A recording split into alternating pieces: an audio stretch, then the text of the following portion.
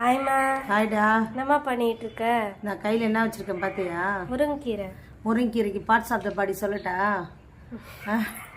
பாரு, முருங்கைக்கீரை தண்டு சரியா? பாரு, கிளை போதா? கிளை வந்து பாரு. பாரு, இந்த முருங்கீரையிலே முதல்ல என்ன செஞ்சுருக்கு பாரு, மொட்டு விட்டுருக்கா? அப்படியே கீழே வா. மொட்டு விட்டுச்சா? இங்கே பாரு, நிறைய இலை இருக்குதா? அது பூ விட்டுருக்கா. அடுத்து அதுக்கப்புறம் பாரு, குட்டி பிஞ்சு இருக்கும் பாரு. அதில் எங்கள் குட்டி பிஞ்சு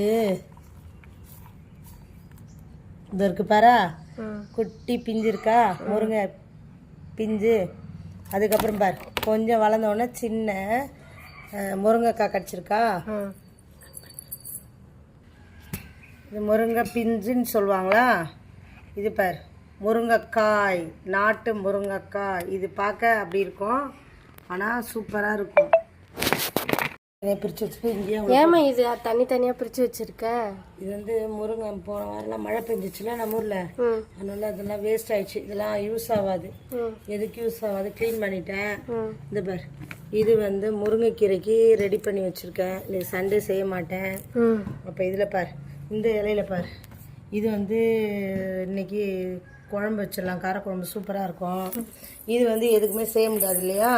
அதனால் என்ன செய்யணும், இதெல்லாம் போட்டு இப்போ வந்து 11 மணிக்கு சூப்பு ரெடி பண்ண போகிறேன். முருங்கீரை சூப்புக்கு என்னென்ன பண்ணியிருக்கேன் பாரு. முருங்கை அப்படியே புதுசானா பச்சை பசேல்னு கீரை எடுத்துருக்கேன்னா, அந்த முருங்கை பிஞ்சு இருக்கு இல்லையா, அதெல்லாம் எடுத்துருங்க. இதையும் கொஞ்சம் கொஞ்சம் உடச்சி போட்டு, பச்சை மிளகா, தக்காளி, இஞ்சி பூண்டு பேஸ்ட்டு போட்டு நல்லா கொதிக்க வச்சு சாப்பிட போகிறோம். இது பாரு, இது வந்து உங்கள் தொத்தா வீட்டுக்கு, சங்கி வீட்டுக்கு கொடுக்கறதுக்காக எடுத்து வச்சுருக்கேன்.